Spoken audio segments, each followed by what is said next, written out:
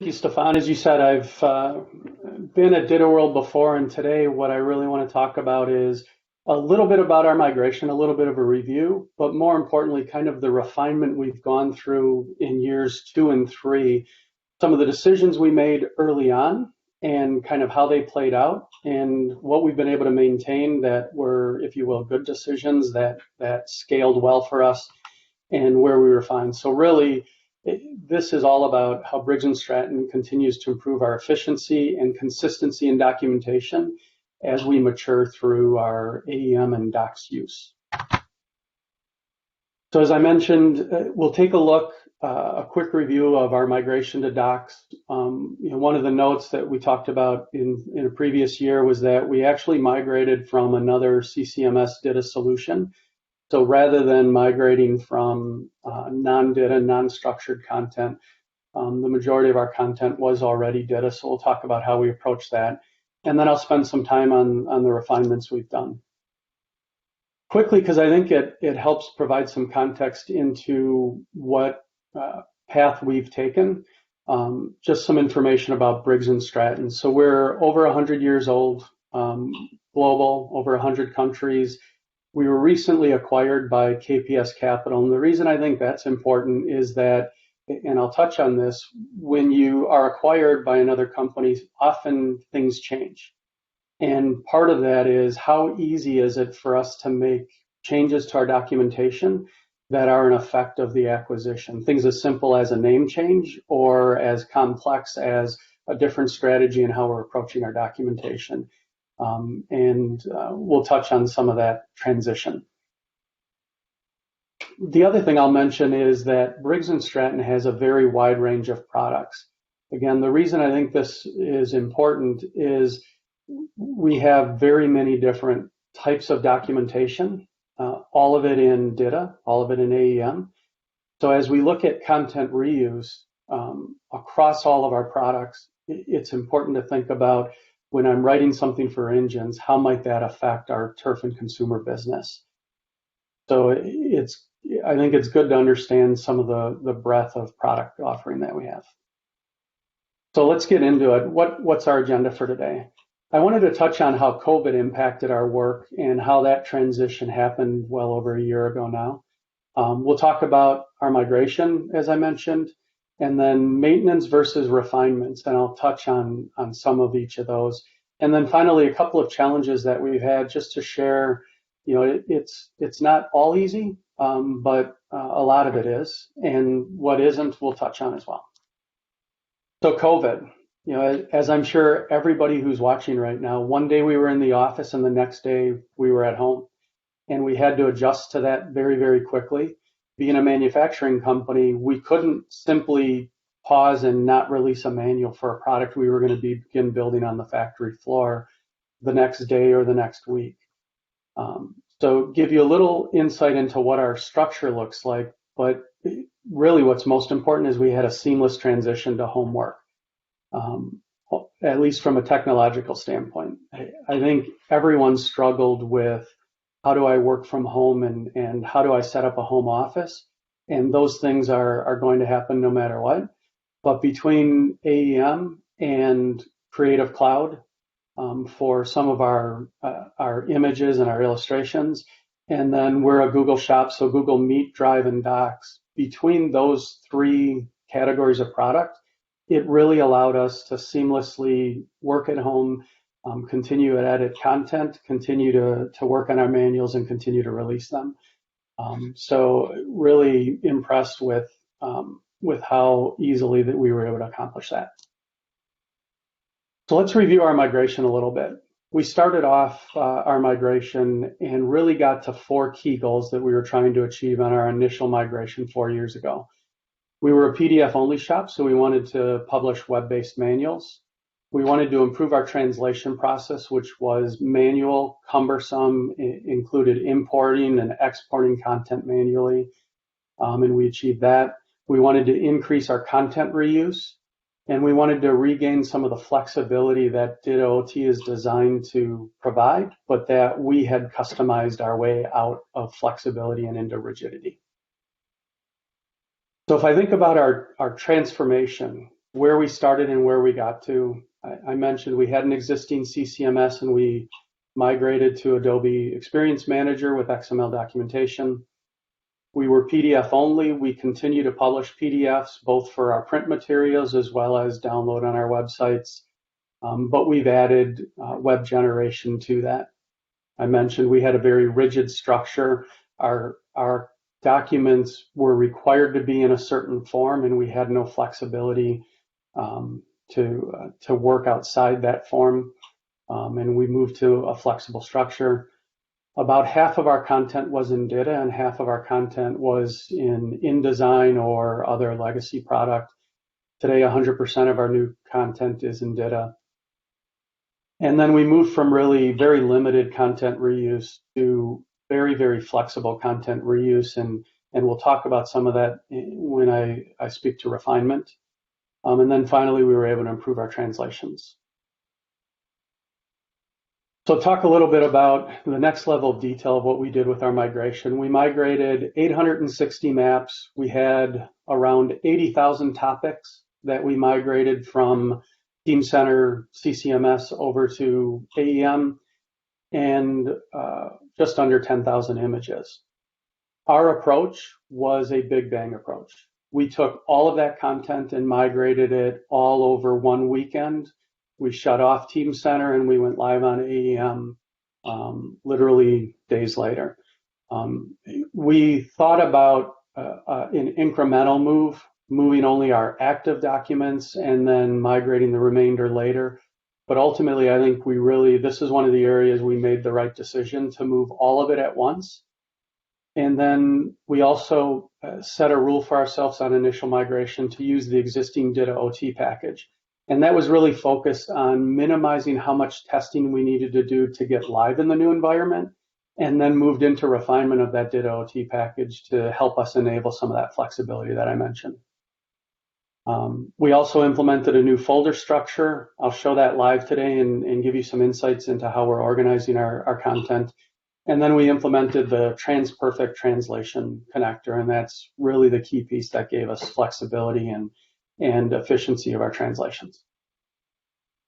So once we went live on our migration, and now that we've been live a couple of years, what have we maintained? What decisions did we make during the migration that have worked out really well for us? And the first thing I would say is our content structure. We spent, during our migration efforts, while we were in development, the entire team, we included all of our writers in about a 3-month process of architecting our new structure.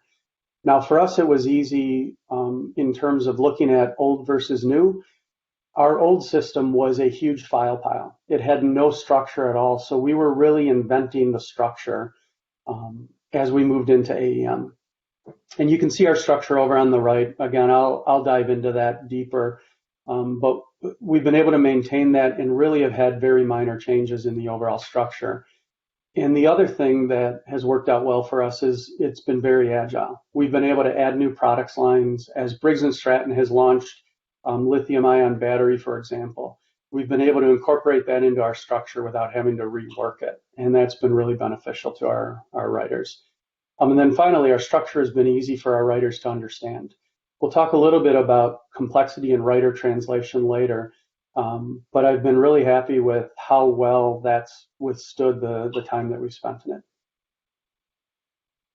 We've also maintained our translations approach and our translations processes that we implemented.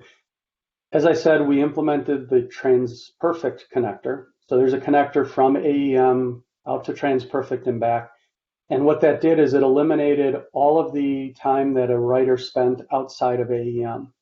I mentioned we had complicated import, export processes to get translations done. With the connector, the writer does everything in AEM. They send out for translation. Once it comes back, it automatically comes into AEM, and then they're able to publish their multilingual manuals.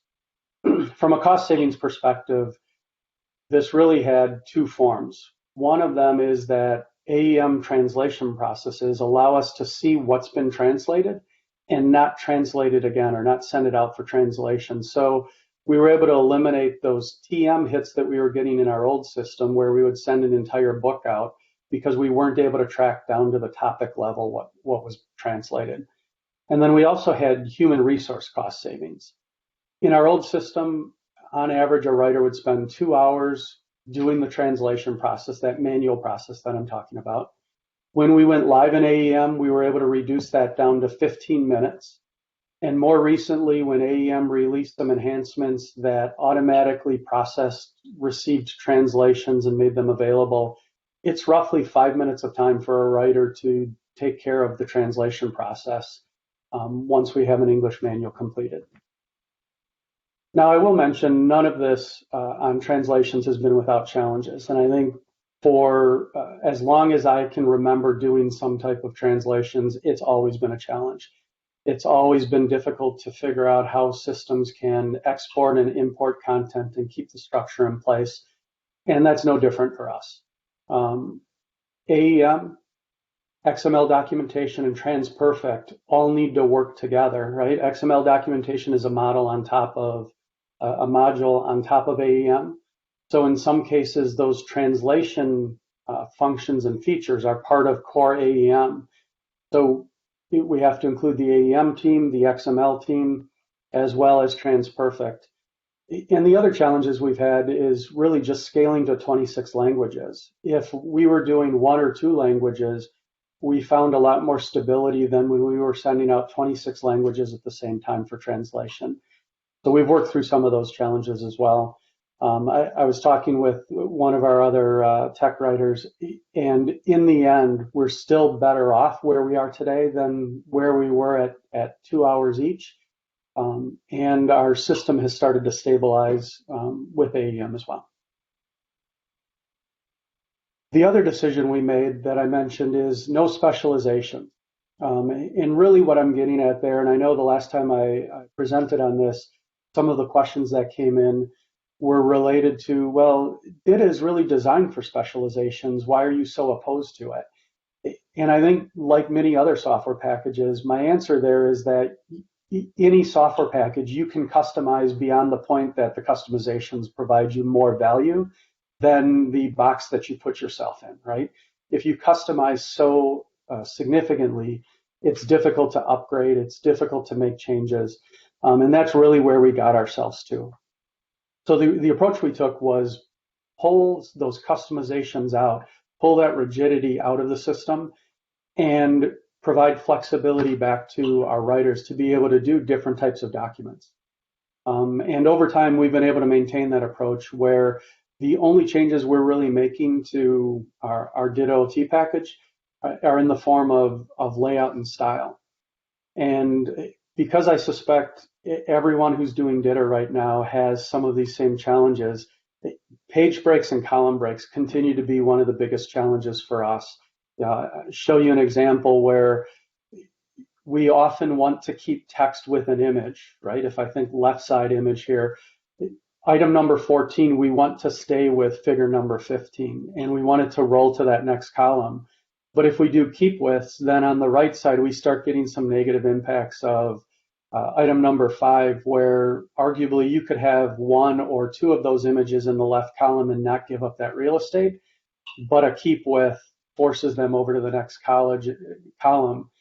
So, often we'll have writers or other people who are reviewing the documentation be frustrated with some of the inability to control, because if I'm in Word for Windows, right, I can just enter a carriage return or not enter a carriage return, and they don't necessarily relate to this idea of building a topic, and that topic is used in multiple places, so forcing breaks isn't feasible.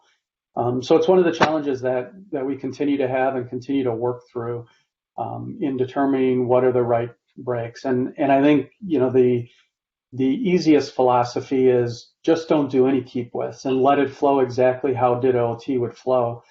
But then you do get some negative impact where you get things moving to a column or to a page that really are important to keep together, say like a warning, for example. So we keep working through all of those. Let me move on to refinement a little bit. So what are the things we did that over time we've refined or we've modified a bit in order to work better than where we started? And the first area I'd say that has been really, really beneficial for us in AEM is content reuse. Before XML documentation, we really had no reporting mechanism to understand what our content reuse was. We had most of our reuse, I should say, was individual writers. If they wrote the topic and knew it, then they knew about it and would reuse it. But reuse between writers, between two different writers of a manual, didn't happen very often. And we really had no filtering, so I couldn't have two topics that were very similar or one topic that I used filtering to modify that topic for different manuals. And finally, it almost always resulted in copy and paste. I'll copy this topic, I'll paste this topic, and then I'll edit and reuse it, which obviously is not content reuse, right? It's not taking advantage of the system, but that's where we were. So in our first year, we implemented just the basic level of content reuse. We created global content, which for us, we define as things like our tech support phone numbers, our URLs, our brand logos, things that are not translated and always used in the same exact way across all of our documents. Then we implemented image warehouses where we had topics that were identical. It was a set of steps, but the illustration was different for a different product. And we achieved that in our first year. And then finally, we implemented warnings and hazards. So we took all of the different warnings and hazards we had throughout all of our documentation, combined it into a single topic that we then conrefed into use within our topics. And that gave us the ability with our compliance team to review all of those warnings in a single way, in a single consistent way, and give them confidence that anytime we were using a warning, they would check it for context. Is it the right warning in the right place? But they didn't have to check to make sure that we were using the right text of that particular warning. From a refinement standpoint, we've really started to get to a culture shift, and I'll touch on the culture shift a little more in depth in the next slide. But that culture shift has started to result in getting our writers thinking about content reuse, and that being the way they approach writing a topic. Whereas in the past, they approached it as, what do I need to write for this manual? We've also refined our content structure a little bit. We'll look at that in depth. And we've implemented what we're calling governed content. So governed content is content that's used across multiple manuals, in some cases all of our manuals, but it's translated content. And it's governed in the form that no writers are allowed to make changes to it without a process that includes more writers reviewing it. We've implemented a symbol library, basically the symbols in our manual, right? The warning and hazard symbols. We have a library of those so that, again, they're consistent and then used or conrefed into our documents. We've implemented DITA filtering.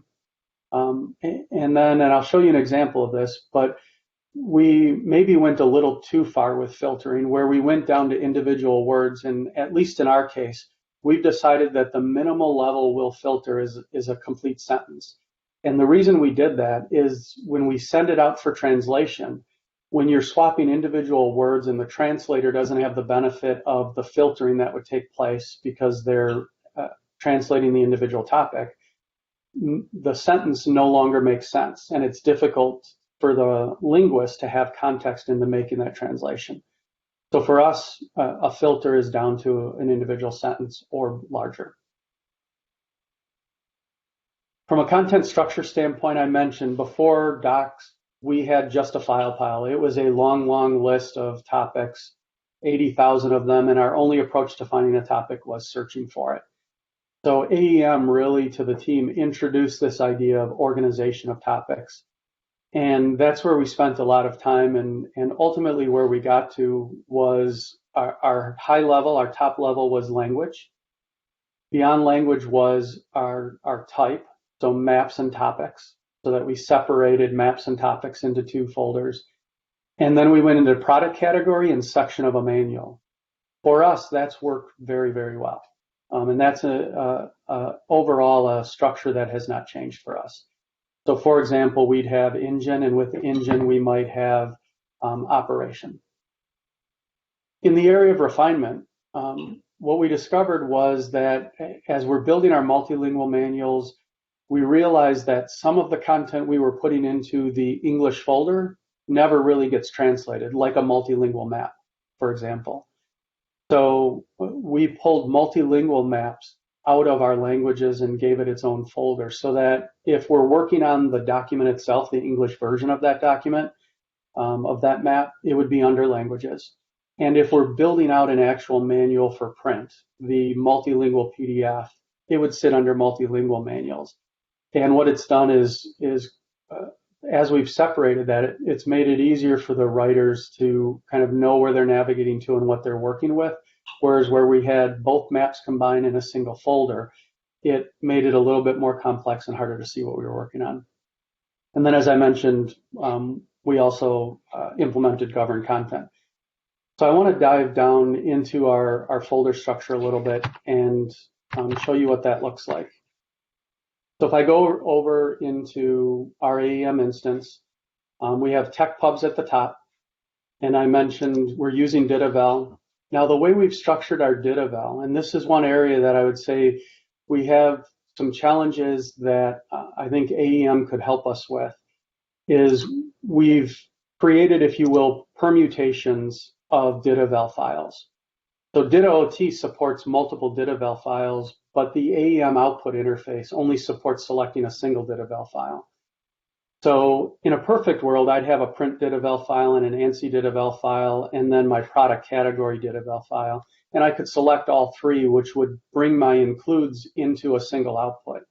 What we've done essentially is just created a DITAWORLD file that has all three of those permutations into a single selection. And then the writer selects that one DITAWORLD file. So the reason you see that folder structure is just to make it easier for the writer to navigate whether we're outputting for print or we're outputting for web.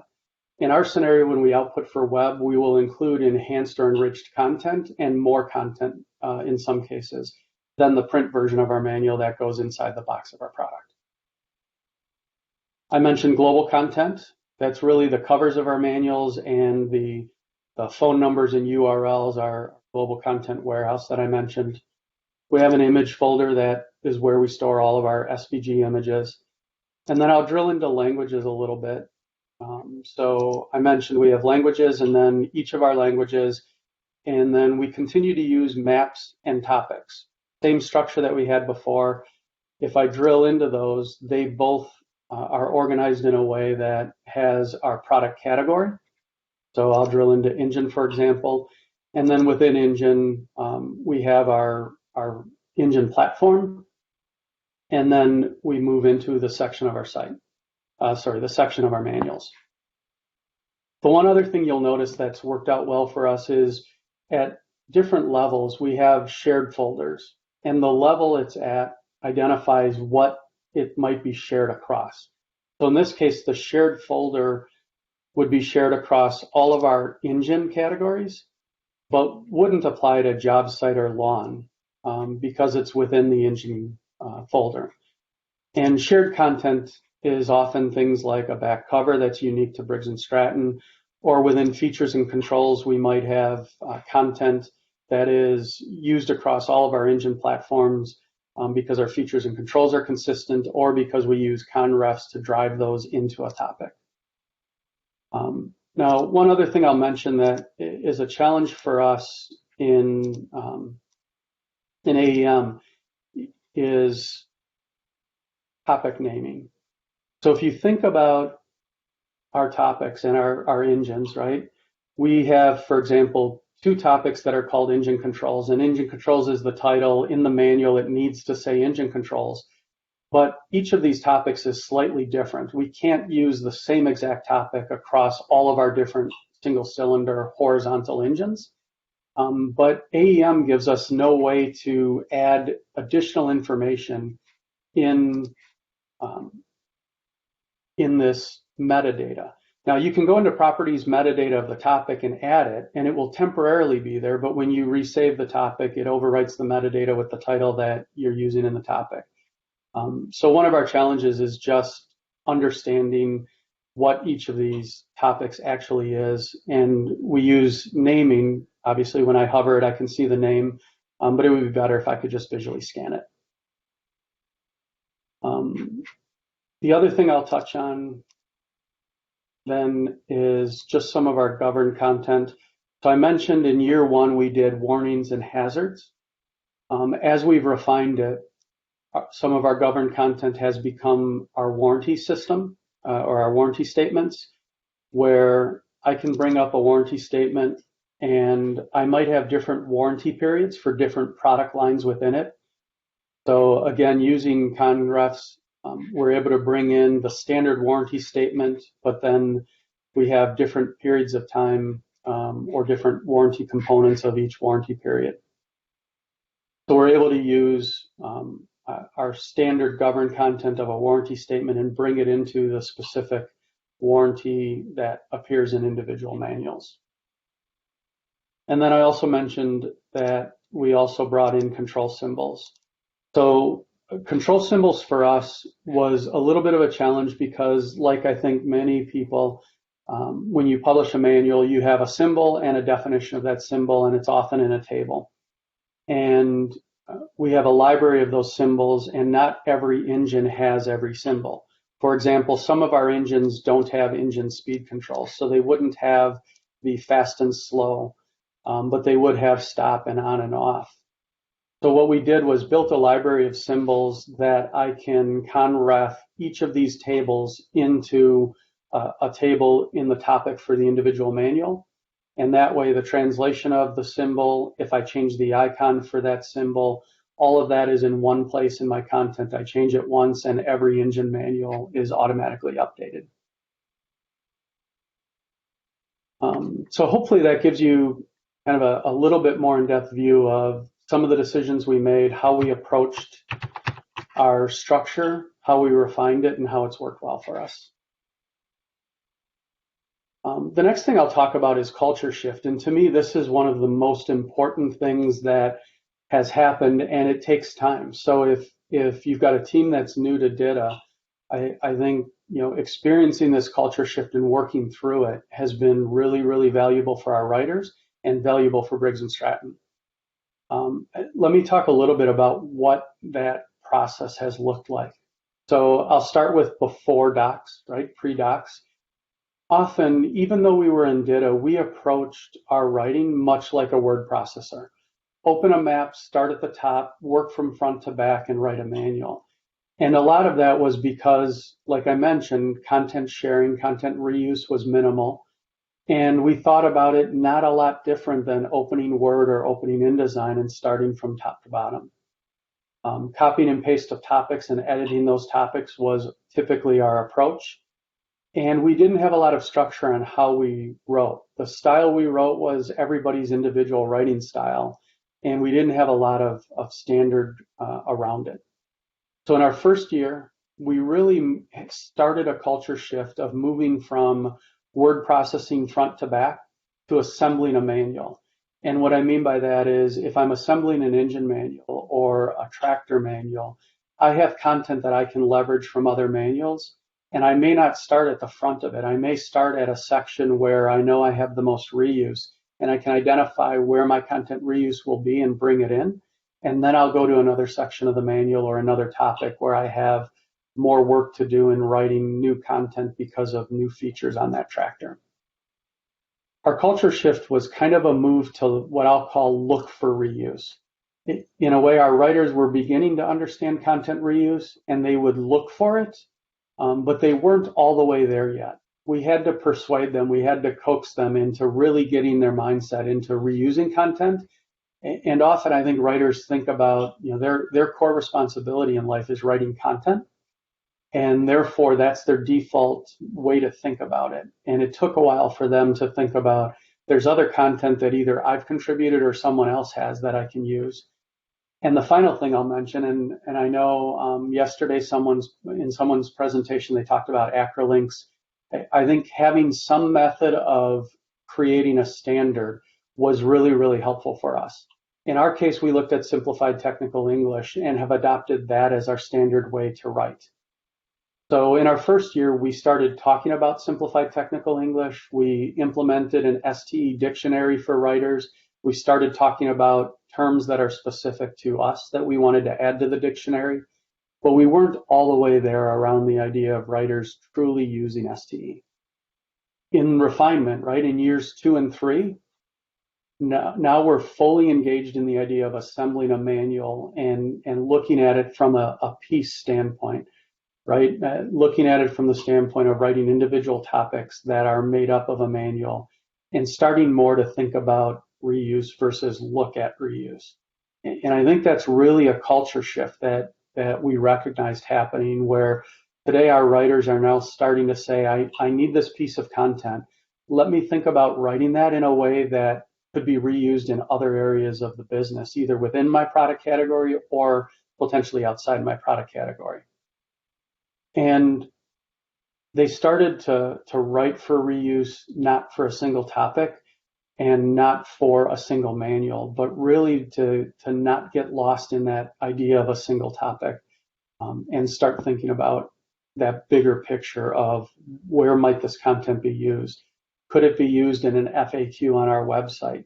Could it be used in a knowledge base article that our oil change documentation in an engine manual is also a knowledge base article that a consumer might just be searching for changing their oil? And then finally, STE has really become integral. And I think that's really important for 2 reasons. One, our manuals are more consistent across writers, right? We have a better, consistent way to write. Our writers are more clearly written. They're at a better English version of that manual. And more importantly, that makes them easier for a linguist to translate. We did a little study with an old manual that we had and a newer manual we wrote with STE and sent them out for translation, and then had someone in our regions review those translations to get an idea of the level of quality of the translation based on the level of quality of the English. And really what we learned, and the reason we've embraced this, is that one of the best things we can do to improve quality of translations is writing better English. And I might be stating the obvious, but it's easy for writers to just not be sensitive to how do I write in a way when I know it's going to be in 26 different languages. And STE has given us a way to really get a standard and a way around getting there. Numbers at the bottom. In the first year, I would tell you our culture shift was maybe 40% complete. And in years 2 to 3, I'd say we're at 80%. We still have some work to do, but we're really well on our way of shifting the culture and having our writers really think about DITA and topics. So the next thing that we were concerned about really early on when we were implementing all the changes we were making, right? We started using conrefs and key refs, and we talked about governed content and image warehouses. And one of our biggest concerns was what happens when we create all this complexity, and can a writer transition into writing this with all this complexity? And I'll give you 2 examples where we were really pleasantly surprised that we had a writer that was working in one area of the business and moved to a completely different area of the business and was able to seamlessly pick up that new area of the business and just focus on learning about that product line, because everything else was consistent. DITA was consistent, our folder structure and content structure was consistent. It made sense to them and they knew what they were doing and could pick it up quickly. And then we had another writer who historically was not in DITA at all, and today is a DITA proponent, and was able to get in and get comfortable with everything we're doing. So for us, it was some apprehension about, do we really want to start moving heavily toward key refs and key refs, because sometimes they can be confusing. And in the end, it's been a great transition, and we felt like it would be a challenge, and it really was not. That was a good thing for us. Finally, I think I'll mention the new XML editor, and I mention it because it's really interesting. If you're a user of AEM today, I'd be interested in feedback on what it's meant for your team. I think I first saw the new XML editor a little over a year ago when I was at did a conference in San Francisco. And for me, the first time I looked at it, the light went on. I said, this is absolutely awesome. This is like taking your third-party XML editor and dropping it into the AEM interface. I no longer have to navigate folders through AEM and then double click to open up a topic or a map. I have favorites. I have all the things you'd expect to have in a separate third-party product. What's interesting is that our writers haven't really switched yet. They haven't quite got comfortable. In a way, I'd suggest if we had the XML editor start with, I think it would be great. But they got used to the AEM environment that they were in for a couple of years. And therefore, they've been a little bit reluctant to use the XML editor as their primary method of navigating a folder and opening a topic. And we're working with them because I still think it is much more efficient. The idea that I can build a favorites list, or I can build snippets and then use those in my editing makes sense to me, that it's a benefit. But it's interesting to me that it's been one of the challenges for our writers to get in. So I think I'll close out, and then we'll move into some questions and answers of what does our next year look like. So I talked about our first year, our migration, years 2 to 3. In the next year, already mentioned it, XML editor as the primary method of navigating our content and editing is on our list. We have an interest in implementing baselines. To date, we've used baselines a little bit. I know that there were some presentations that talked about using baselines. I think Cone is using baselines. We're very interested in getting that implemented, but we're not quite there yet. And then AEM review is really another one that's on our list of priorities, because I think it can so significantly improve the overall efficiency of reviewing. One of the challenges I know we've had that has made us a little bit reluctant to move on that, and I think Gulfstream mentioned it in theirs, is all of our reviewers have a tendency to think about PDF, to think about print, and wanting to flip the page through that manual and actually look at the whole manual. And just like the culture shift I talked about with our writers, I think we're going to need to slowly work through a culture shift with our reviewers, right? Our engineering, compliance, legal.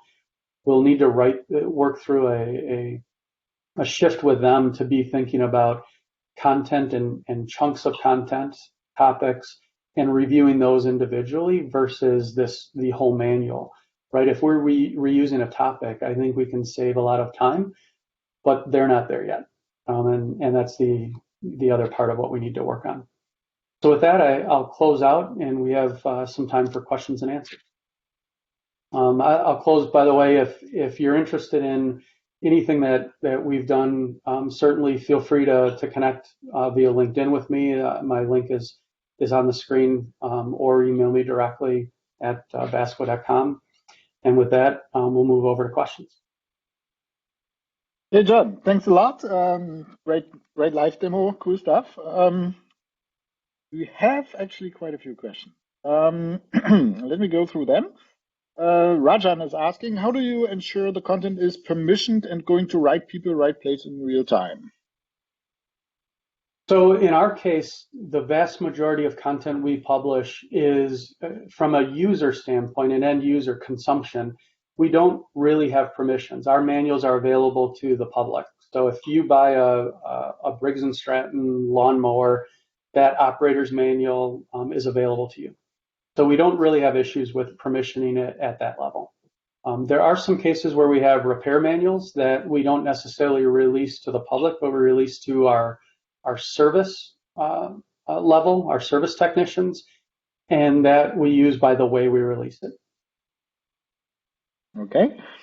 And another question also from Rajan. One of the problems I have come across how to update manuals in the field when there is no connectivity, rural areas, and to ensure the manual is updated and ensure if it is the right manual for it has a trusted update. So I guess it's, if I understand the question right, it's about how to make sure that the content that is out there in the field stays somehow up to date, even if it's maybe used in rural areas or areas with bad internet connectivity or no connectivity. Yeah, so in the case of no connectivity, we would really fall back to PDF, right? So our PDFs are available on our public website. So I should say printed manual is always an option. As a manufacturer, our printed manual goes in every box. So I think in some cases there are companies that don't necessarily need print. They might be releasing PDF, but don't necessarily need print. In our case, we always have a print manual. That print manual is also released in PDF form on our public websites. And then that, in my mind, would be the way to deal with low or slow or no internet. And then our web-based manuals would be internet required. Okay. And you mentioned that you needed to have two topics called engine controls. Have you considered using conditions?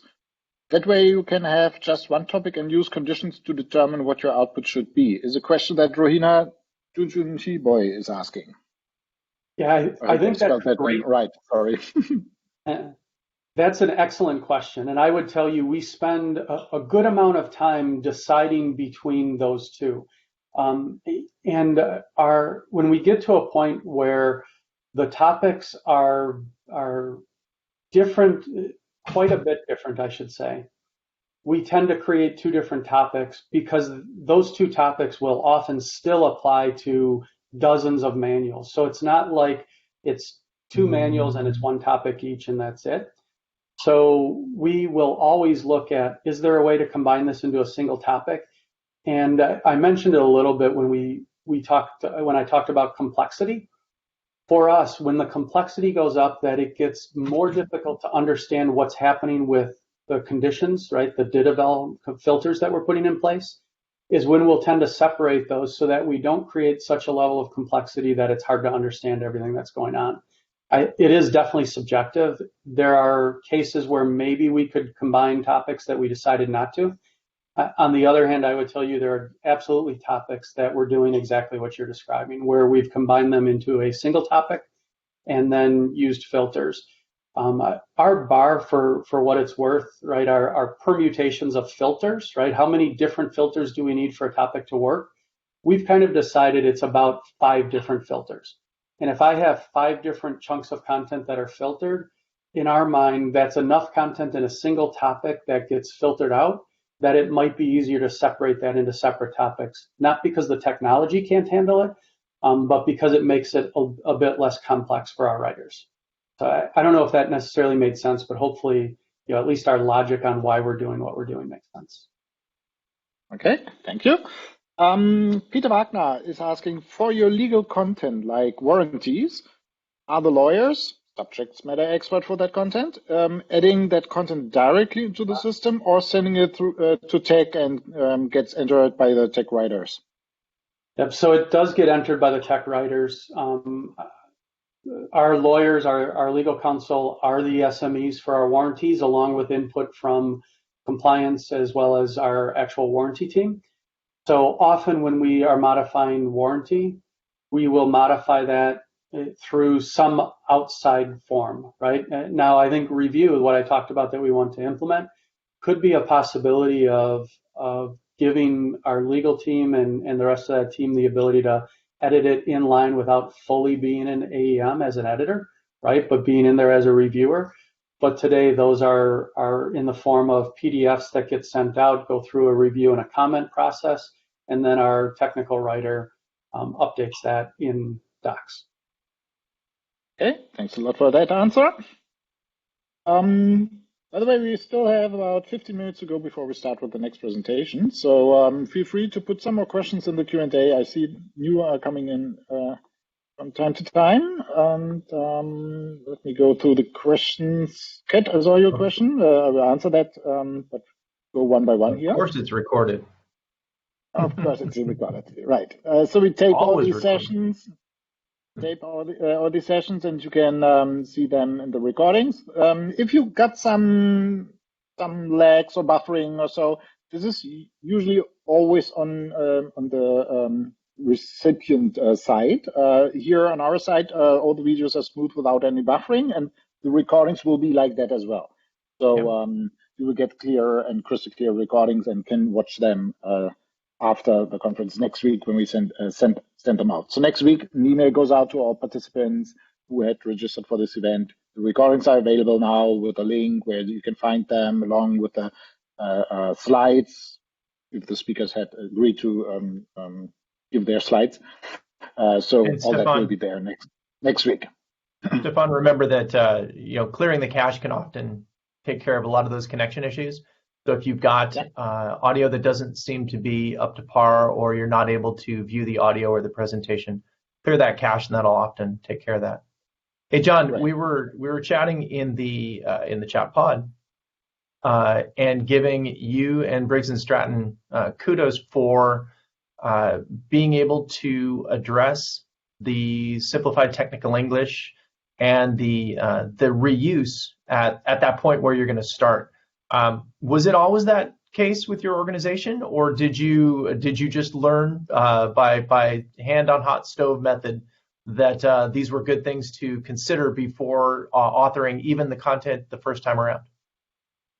I would say that it's a bit of both, right? The instinct was that this was a good approach, right? So before I was directly involved in technical publications, I was more involved in our global at our global offices. So I knew firsthand some of the feedback about translations, which is where we started thinking about, let's track this back to, do we have a translation provider problem? And the reality was, I went back and read some English content, and it was not easy for me to understand what we were trying to say. And the light went on to say there's got to be a better way to do this, right? There's got to be a better way to have standards around writing in English that get us to a better translation. So there was an instinctive part of it. And then STE was a bit of a discovery that I didn't know that STE existed at the time we found it several years ago, right? But for those of you who are familiar with it or not, it came out of Boeing, and it came out of writing technical manuals for airplanes. But a lot of that committee's effort is focused on the idea of looking at the English language, and we often have words that are used, the same pronunciation, the same spelling, used with different meanings that require context, and therefore linguists have difficulty translating them. Or you have a noun and a verb that STE will give you a rule that says you're only allowed to use this as a verb, not as a noun. That's interesting. I didn't know that had history in Boeing in terms of being developed there. So, yeah, good to know. So that's really, I think we refined it and we learned that it was having the benefit we wanted, but it was somewhat instinct and trial by fire. Yeah, and then you've got, STE then pays dividends not only in terms of your efficacy in authoring, but then you go into doing any localization, things like that. You've now limited, like you said, you're going to have verbs versus nouns, and those are always used in a similar way. That means more of a translation memory, more of a machine translation capability for your content as you move further along, and you follow those same patterns and those same flows. So fantastic. Let's see. So Jignesh had asked how has STE helped? I think we just kind of covered that one. I think I see a question on Conky refs that I'll go ahead and answer from Douglas. The question is, do you use Conky refs in inline elements like words or phrases, or block elements like sections or tables? Douglas, we use them in all of the above. Now, I mentioned when we're filtering content, and to some extent when we're Conky refing content or con-refing content, we try to do it up at a sentence level because of that translation challenge that I talked about earlier. But I'll give you a different example where Conky refs work perfectly for us at that word or phrase level. Our specifications of, say, an engine, right? Our horsepower, our torque ratings, other things like that. We have a single specifications topic, and we use Conky refs from a master specifications table that we bring into the document so that our overall layout of specifications is consistent throughout every manual, and we use Conky refs to throw those values into that table. Conky refs for us was one of the areas that we debated that complexity that I talked about. Is this going to be so complex that writers that it'll be difficult to understand that I've got a variable that moves to a con key ref that sucks into our specifications table. And in the end, they've been able to respond and react to it very, very well. Okay. Then we have a question about baselines. Mitch Abramson is asking, what did you mean by baselines in your plan for next year? Not on AEM. So if this is an AEM thing, I don't know what it is yet. Yep. So good point and good question. It is something that's in AEM. So for those of you who aren't on AEM yet but are looking at it, baselines give you the power to have, if you will, versioning of a map. So if I build a map with 20 topics in it, and those topics all have a version, a baseline locks that version in for that map. So if I have Rev A of a document, let's say, I publish that document, Rev A is released, and it locks in the version of every topic. And then as I make changes to those topics, I can have a Rev B version that locks in the B revision of that document. Today, we're releasing our documents, and our revisioning happens by the release that we do versus the baseline in AEM. But for us, baselines in AEM really make sense as the right place for that to be. We just haven't started using it yet, but we view it as a really important feature. Okay. And then we have a question from Ron Eagle. Do you have any statistical figures for the increased comprehension gained when switching to STE with your test audience?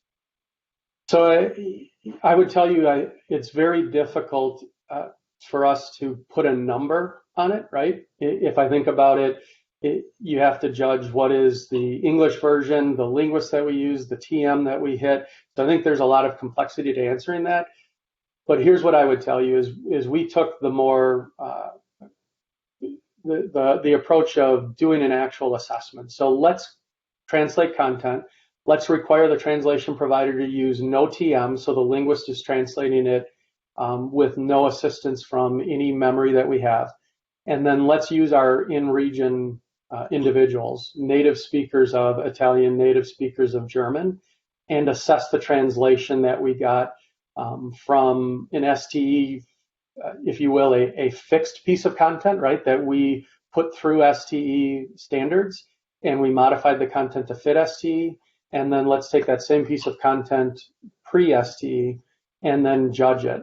And what I can tell you is that the quality that we got back, or the assessment we got back from our native individuals in country, was by far a much better translation of that same content. So it's not statistical per se, but as we've gone over time then, as we've implemented STE and done, if you will, incremental checks, the volume of complaints about our translations and the checkpoints that we've made have all been an improvement.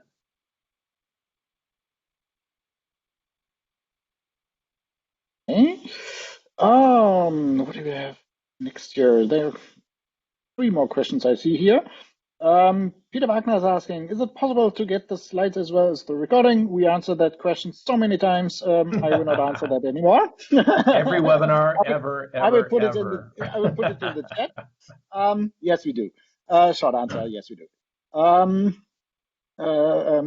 As long as the speakers have agreed to share their slides with us, we will upload them to the event website in the recording section next week. Jignesh is asking, how did STE help Simplify Technical English? Can you explain in detail? Seems to be a topic of a lot of interest in STE. Yeah, so I think I talked about it a little bit, but there are 2 key areas. There's more to it than this, but for us, we view it as kind of 2 key areas that STE has helped us. One of them is a dictionary where they actually have words that are not allowed, or words that are allowed only in a certain form, verb or noun, and then suggested replacement words. So the STE committee gets together, and when they publish this dictionary, they will provide those words. So if we have a writer trying to use a not allowed word, we have a suggested word, and then we also have this concept, this idea of adding our own terms. So we build snow throwers, so that might be a term versus snow blower, and we have our own terms that are consistent. To be clear, I think Acrolinks does this as a product. I don't know for sure whether Acrolinks actually leverages STE as the standard that it uses for recommendations in grammar. But I think it's a similar approach or a similar goal of put rules in place about how we write and what words we write. To us, the words we're using, and again, I don't know how Acrolinks might approach this, but the idea that we have prohibited words and allowed words improves consistency in TM hit, but that's the other part that, when the committee looks at it, as I understand, the committee is primarily made up of non-English speaking individuals. And they look at it from the standpoint of how would I, as English as a second language, understand this word? And is it confusing because of how the English language likes using the same word in different contexts? So to us, that's what's been helpful. And then structure of sentence, active voice, for example, or how what form we write our tasks in. And again, these are all things that I think other companies are doing in different ways, but for us, ST has been the kind of the framework we use to talk about what we're doing and why we're doing it. And John, just to be clear on that, so when you're implementing STE, it's not so much an enforceable thing. It's not part of your content model. It's not part of your software and your systems. It is just the overarching principle that you are trying to apply as you're managing your content. Is that correct? Yeah, actually a great point. So today, yes, everything you said is completely true. We are looking at whether it's Acrolinks or there's another product that I know is integrating with AEM. In our view, a tool has to be integrated to AEM for it to be more valuable than what we're doing today. Mm-hmm. So if it's not integrated, but it's a third-party tool that I have to run our content through, to me, that might be a loss of efficiency that doesn't make up for the benefit, right? Not worth the lift. Yeah, exactly. So in our mind, we are looking at, does it make sense to invest in a tool that would automate that checking, that grammar checking right inside AEM? Because that would definitely be better than what we're doing today, which is really peer review and editor review approaches to STE. Mm-hmm. Okay, and then there's a question, is there a way to specify content with the same topic in the tree view and additional titles that do not appear in the output? Like nav title, probably.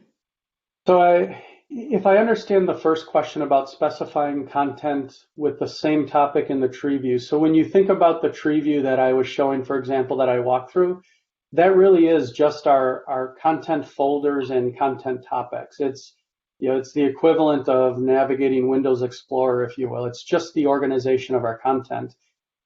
I'm kind of guessing that maybe tree view you're thinking about what does it look like in a manual.